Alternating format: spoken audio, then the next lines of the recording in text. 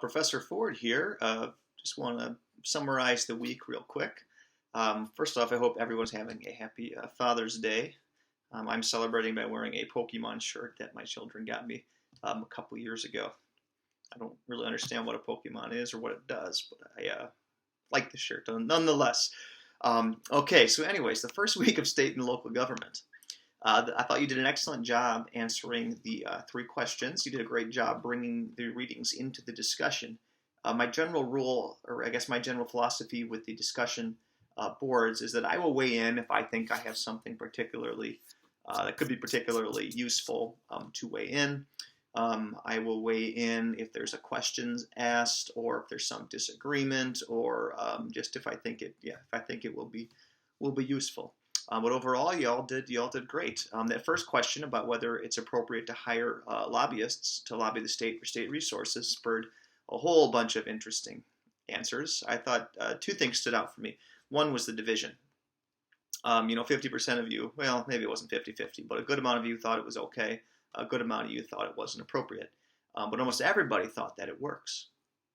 And I do think the fundamental question when it comes to lobbying the state for resources at a local government is that the best way to spend our public money?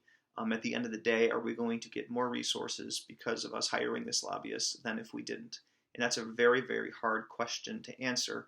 And it does bring up all kinds of other questions that you, or I guess points that you discussed on the message boards, such as the difference between large municipalities who might have the budget to hire a lobbyist and smaller governments that might not have it. Issues of whether or not collective impact, in other words, working together with other municipalities or through an association, whether or not that's a better way to go about it than hiring your own lobbyist. But great discussion. Question 2 about power being finite. That was another one where people were all over the place in terms of either agreeing or disagreeing. And I think that's exactly what I was looking for in this discussion, that it is a complicated issue. I think we can all understand from a surface level that power seems, there's some logic to arguing that power is finite.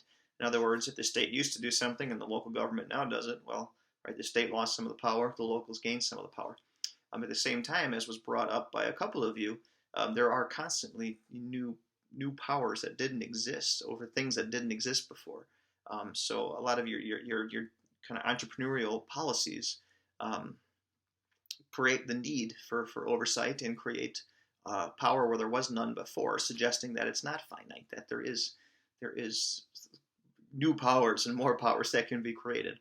So it's a little bit of a kind of a contested idea, but I do think it was one that definitely spurred good discussion. So nice work. Question 3: should the federal government be able to interact directly through mandates or funds with local governments? I really thought it was maybe funny is not the word, but it was kind of funny. How many of you said yes when appropriate? Well, I agree. I think that yes when appropriate. The question then becomes, when is it appropriate? Does there need to be a referendum? Do locals need to explicitly ask for it? Does there need to be a law change? Does the state need to be okay with it? It's certainly one of the messier areas of federalism, where instead of having kind of those clear delineations between local, state, and federal government, we just go federal to local and bypass the state.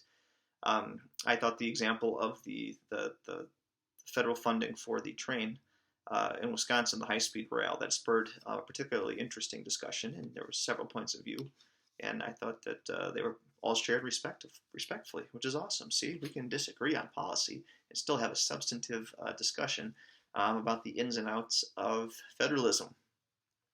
So great work with that. The plan for next week, if you excuse me, I'm just opening up my syllabus here on my computer, which is right in front of me. The week starting on Monday, starting until tomorrow, June 18th, we're going to be focused on conflict between governments. So I want you to read Bowman and Kearney, chapters 5 through 9, and I realize that is a lot of reading, but this is a compressed summer course, and we don't have kind of formal lecture like we often do during the regular semesters, so that's why it's definitely reading heavy. You will also need to answer the 3 questions, which I will unhide right now so you can start doing it. But please answer those 3 questions, and same deal. Please answer the 3 by Wednesday, and then engage in conversation with your fellow students over the next 2 days, so until Friday. And remember that you need to get those reaction papers done by the end of the semester, and those are 1-page double-spaced papers. You submit just 3 of them throughout the semester, but you want to. It's best to get them out of the way quickly, because you don't want to end up in a situation where you have the final paper and those last 3 response papers all kind of coming together in the last 3 weeks.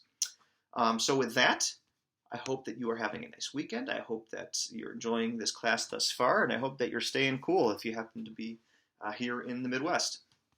So I look forward to seeing you on the message boards this week. Thanks.